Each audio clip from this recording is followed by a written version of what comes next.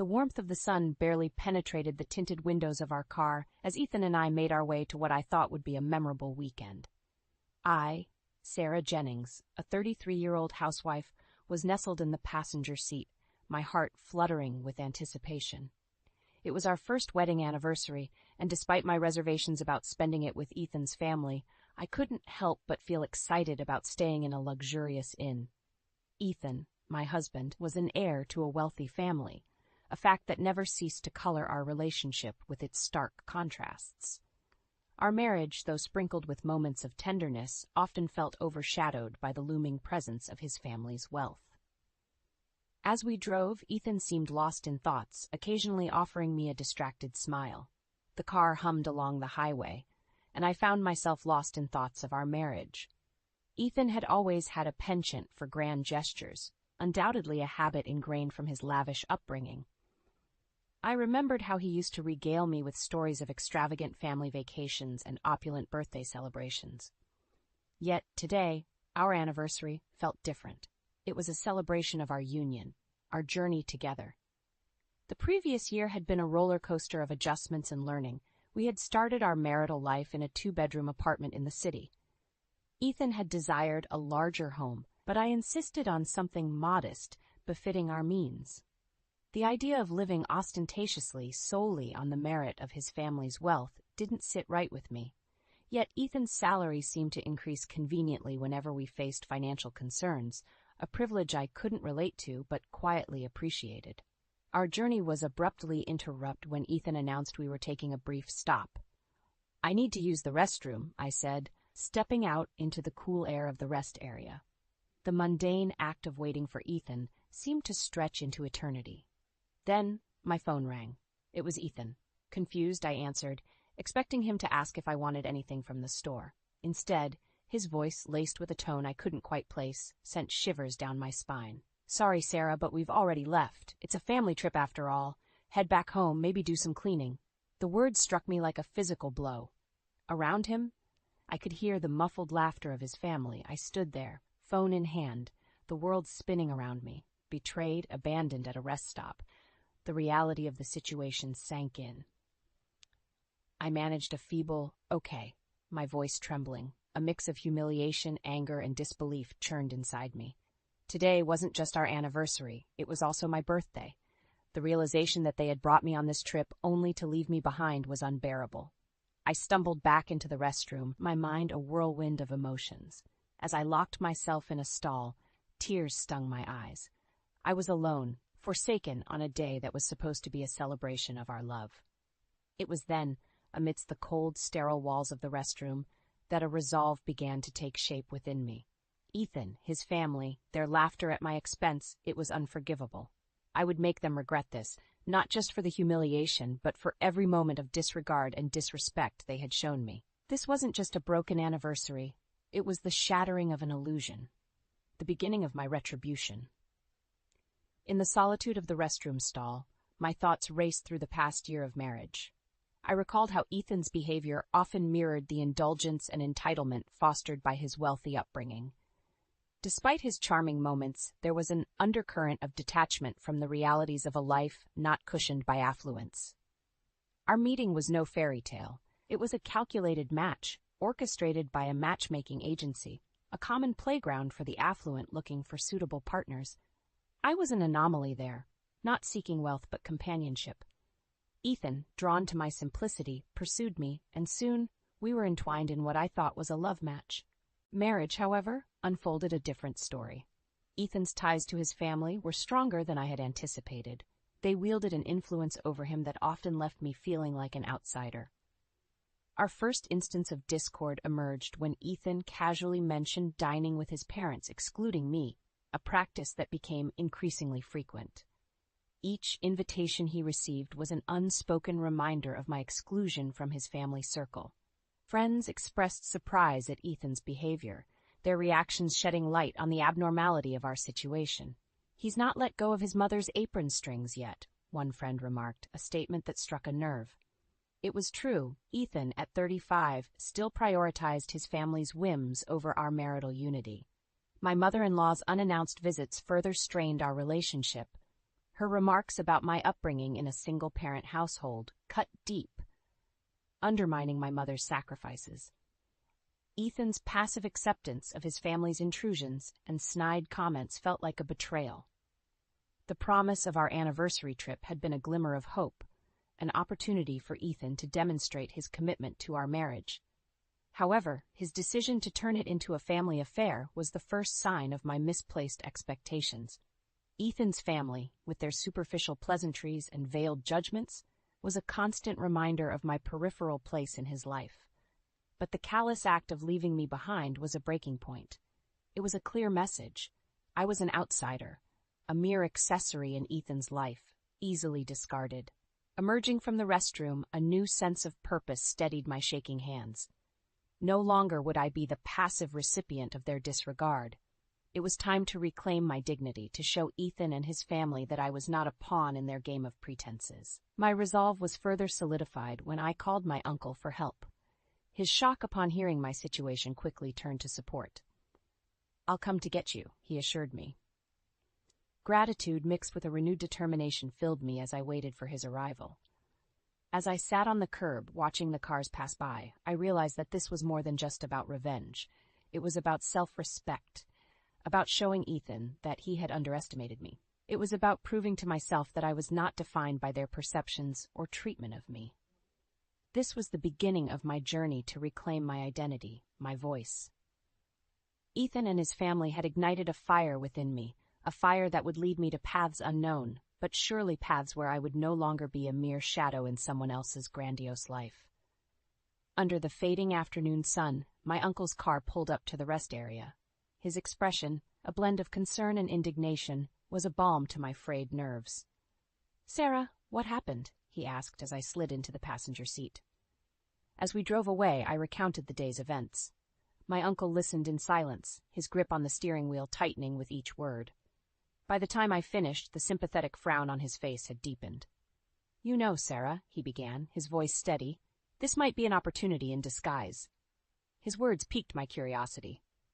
"How do you mean?" He glanced at me, a hint of a smile playing on his lips. "Do you remember the inn your mother runs in Palm Springs?" Of course I remembered. The inn, nestled in the heart of Palm Springs, was more than just a business. It was a legacy passed down through my mother's family for generations.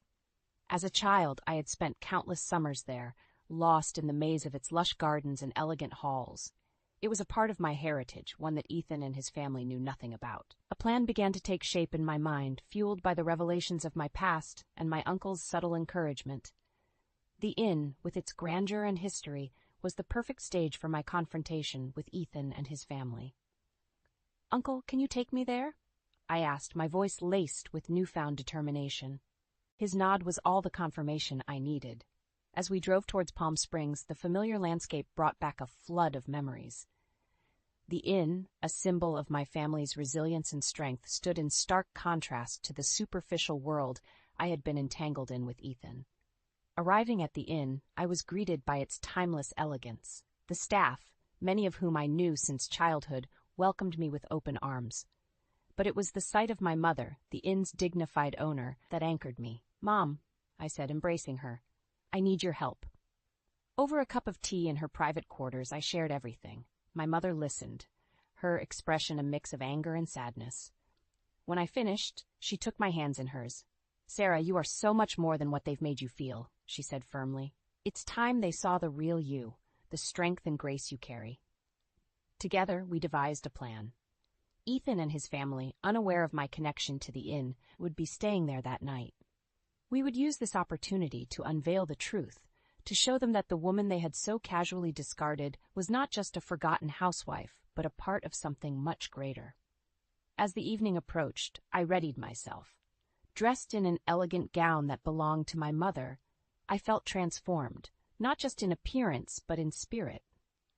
This was more than just a confrontation. It was a reclaiming of my identity. My mother and I stood side by side, ready to face the guests of honor. The stage was set, and as the doors to the dining hall opened, I stepped into a new chapter of my life, one where I was no longer an invisible spectator, but the master of my own story. The dining hall of the inn was alive with the sounds of chatter and clinking silverware, as Ethan and his family settled in, unaware of the storm that was about to descend.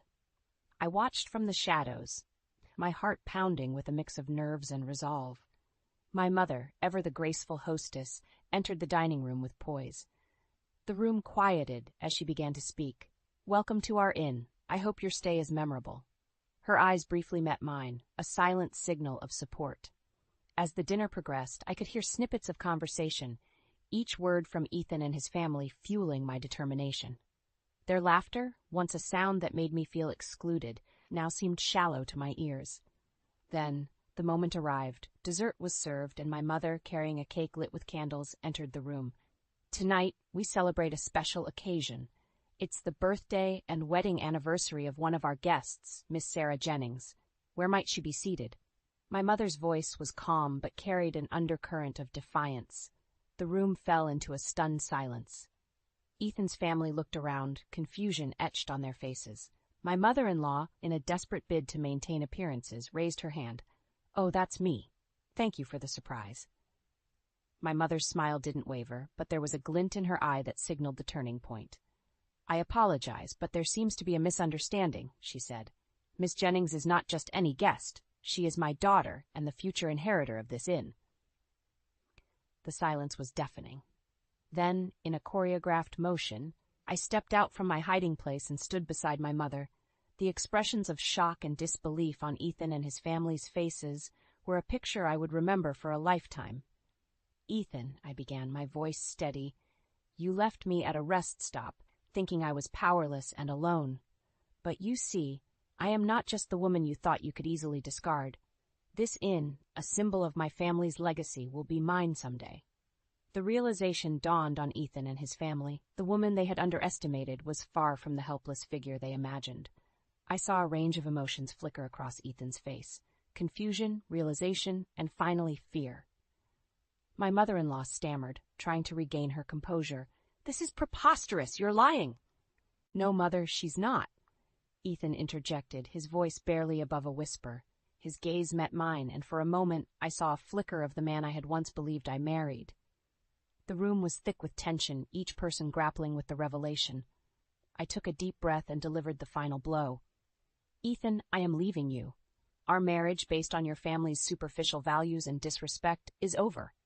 I deserve better, and I will find it, not as your shadow, but as a woman of strength and dignity." With those words, I turned and walked out of the dining hall, leaving behind a stunned silence. My mother followed, her arm around my shoulders in silent solidarity. That night, I not only confronted Ethan and his family, but also freed myself from the chains of their expectations. I had reclaimed my identity, not as Ethan's wife, but as Sarah Jennings, a woman with her own legacy and future. In the days following the dinner at the inn, the world seemed to take on a different hue.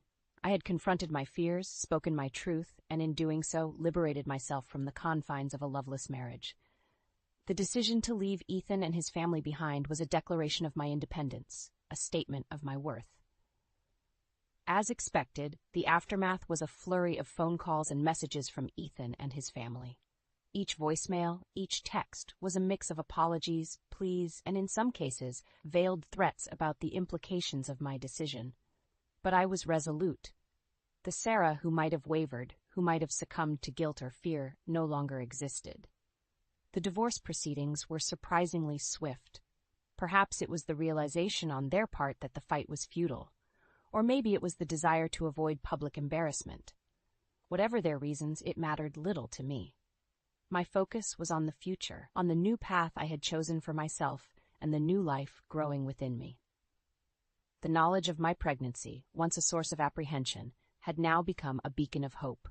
It was a symbol of a new beginning, a tangible representation of a future filled with possibilities. My mother, ever supportive, was overjoyed at the prospect of becoming a grandmother. We began to plan, not just for the arrival of my child, but for our lives intertwined with the legacy of the inn. In those moments of planning, of envisioning a future where my child would grow up surrounded by the love and strength of our family, I found peace. The inn, with its rich history and timeless elegance, would be a sanctuary for us, a place where my child would learn about resilience, love, and the importance of carving one's own path in life. I also made a decision to return to my career aspirations. The inn offered endless opportunities, and I was keen to integrate my skills and passions into its legacy. Discussions with my mother about potential projects and renovations filled our days, each conversation a step towards a future where I was not just the inheritor of a legacy, but a creator of my own destiny. Ethan and his family became a distant memory, a chapter in my life that had ended, leaving behind lessons and a newfound strength. I no longer harbored resentment. Instead, I chose to focus on gratitude for the experiences that had led me to this point. As I stood in the gardens of the inn one evening, feeling the gentle breeze and watching the sunset paint the sky in hues of orange and purple, I felt a kick, a gentle yet powerful reminder of the life I was nurturing. In that moment, I whispered a promise to my unborn child, a vow of love, protection, and a life filled with joy and purpose. This was not just the end of a chapter marked by pain and betrayal, it was the beginning of a story of empowerment, of a woman who reclaimed her life and forged a new future, not just for herself, but for the new soul she was about to bring into the world.